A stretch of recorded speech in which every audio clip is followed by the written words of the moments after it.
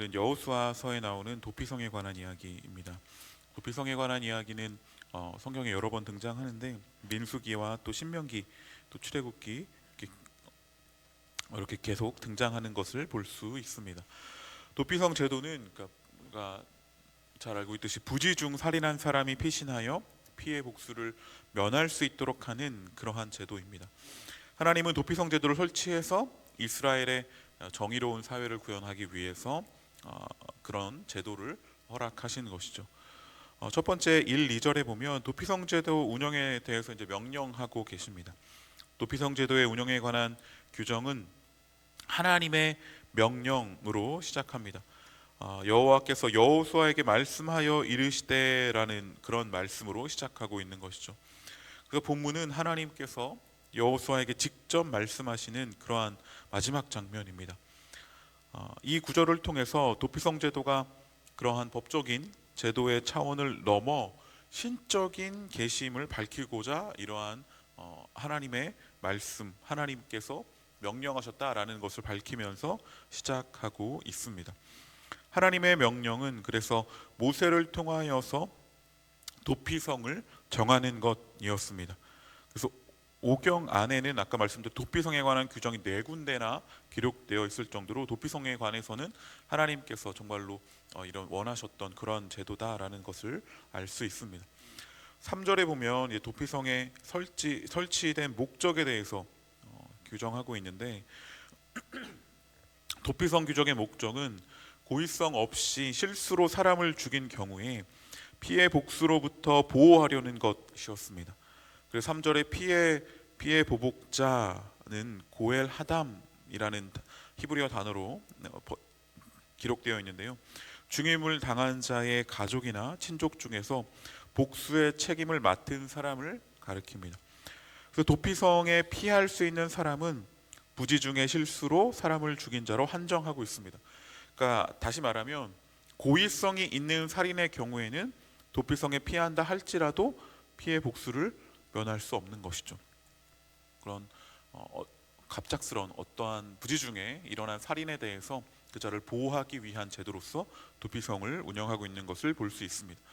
그래서 4절부터 6절까지는 도피성의 어떤 운영의 지침에 대해서 이러한 원리로 운영되어야 한다라는 그런 제도가 소개되고 있는데 도피성에 피신하는 절차는 이제 2가지로 이루어져 있는 것을 볼 수 있습니다.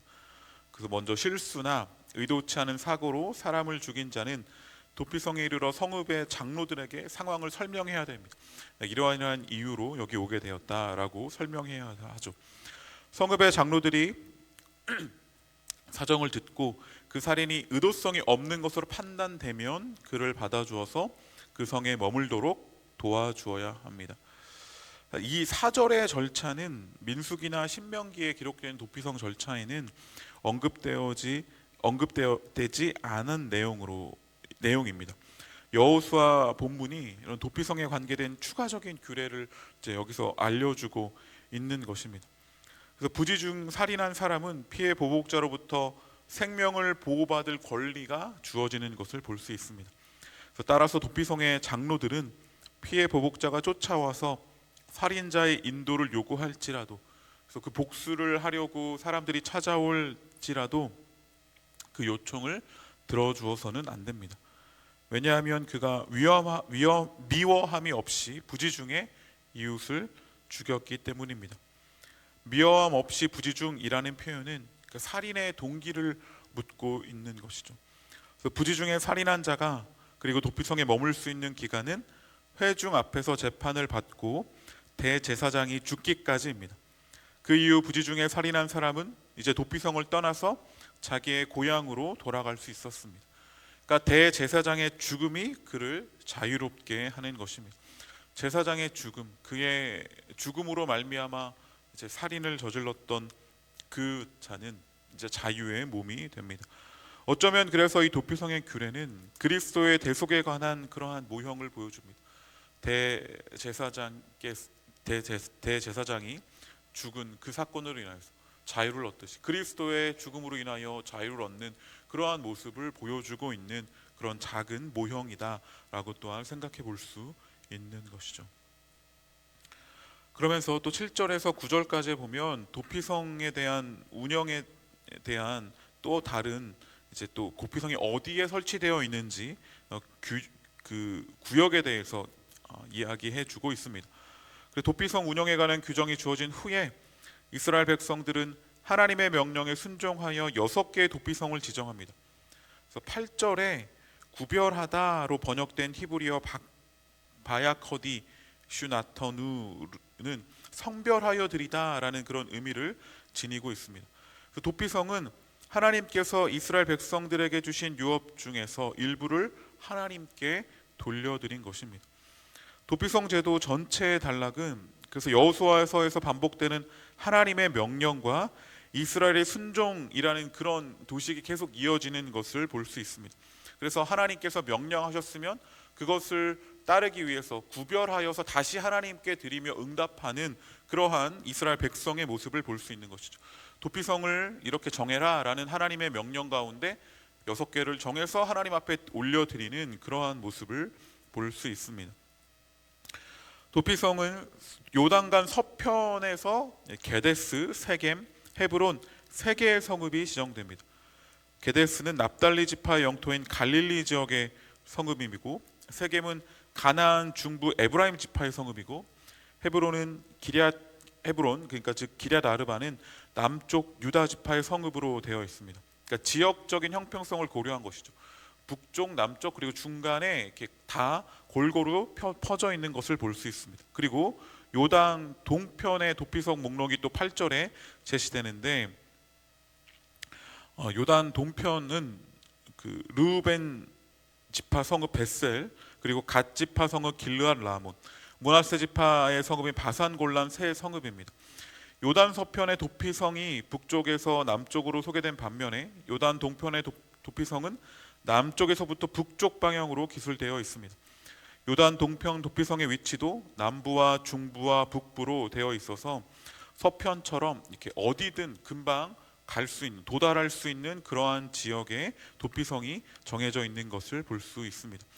그래서 도피성은 요단강을 사이에 두고 공평하게 양편으로 3개씩 위치할 뿐만 아니라 어느 지역에서든지 하루면 닿을 수 있는 그러한 거리에 지정되어 있습니다. 그래서 도망자가 피신하는 과정에서 죽임을 당하지 않도록 배려하고 있습니다.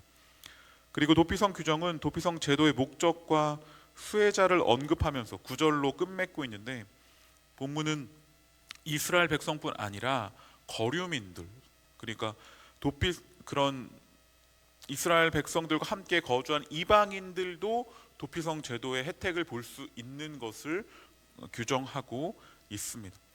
이들도 기본적인 율법 규정을 지키도록 그렇게 되어 있고, 거류민도 도피성에 피신할 수 있도록 하는 것은 하나님께서 이스라엘 백성뿐 아니라 그 땅에 더불어 사는 이방인도 귀하게 여기는, 그들의 생명도 귀하게 여기심을 보여주고 있습니다. 그래서 끝으로 도피성 제도의 목적이 부지중 살인한 자가 피해 보복자의 추격을 피하여 도망하도록 하기 위함이며, 또 그가 그곳에 머물 수 있는 기간은 대제사장이 죽기까지임을 명시하고 있는 모습을 볼 수 있습니다. 그래서 도피성 제도를 다시 한번 생각해 보면 하나님의 임재가 머무는 땅을 피해 오염, 보복으로 인한 피가 난무한 그러한 땅이 되지 않도록 지키고자 하는 그러한 모습을 볼 수 있습니다. 그리고 이스라엘이 공의로운 사회를 이루어야 할 것이다 라는 그러한 하나님의 뜻이 반영되어 있는 것이죠. 그리고 도피성에는 아까 말씀드렸듯이 어느 곳이든지 하루면 도착할 수 있도록 그렇게 배치되어 있었고, 이 도피성의 혜택은 이스라엘 사람들 뿐만 아니라 그 땅에 거주하는 거류민들, 외국인들도 받을 수 있습니다. 그처럼 교회 안에서 예수 그리스도를 경험하고자 하는 그런 모든 자들은 교회로 피신하였을 때 그리스도의 놀라운 은혜를 누릴 수 있는 것이죠. 어쩌면 선교는 세상에 예수 그리스도가 도피성임을 전하는 일이고, 교회는 이 시대에 도피성이 되어야 합니다. 사람들이 언제든 가까이서 만날 수 있고 찾아갈 수 있는 그러한 곳이 되어야 할 것입니다. 거룩하게 구별된 곳이어야 하지만 동시에 우리들끼리만의 공간이 아니라 이방인들도 함께 나아와서 은혜를 누리고 그 혜택을 누릴 수 있는 곳, 하나님의 놀라움을 누릴 수 있는 곳이 바로 교회가 되어야 하는 것이죠. 그래서 오늘 이 도피성의 말씀을 함께 읽으면서 정말 이 땅에 우리 중부 명성교회가 또 이 땅의 모든 교회들이 각각의 도피성이 되어 주기를 간절히 소망합니다. 그리고 또 교회인 우리가 세상에 나아가서 주변에 어려움을 겪고 있고 아픔 가운데 있는 자들의 피난처가 되어서 그들의 어려움을 품어주고 또 함께 그들의 어려움을 해결할 때까지 힘써주는 그러한 자들, 하나님의 사랑과 하나님의 놀라움과 하나님의 은혜를 전하는 그런 교회의 역할을 감당하는 이 땅의 도피성들이 다 되기를 간절히 소망합니다. 교회가 그래서 이러한 하나님의 은혜가 무엇인지, 이 땅의 어떤 보복과 또 그런 다툼과 또 무언가 폭력으로 모든 것을 해결하려고 하는 그런 모습에서 벗어나서 그런 폭력과 그런 다툼들 속에서 그것을 은혜로 감싸서 예수 그리스도의 사랑으로 감싸서 이 땅이 피의 땅이 되지 않고 하나님의 은혜의 땅이 될 수 있도록 그렇게 만들어가는 그러한 곳이 바로 우리 교회요, 또 교회된 우리 모두가 되기를 간절히 소망합니다. 아멘. 시간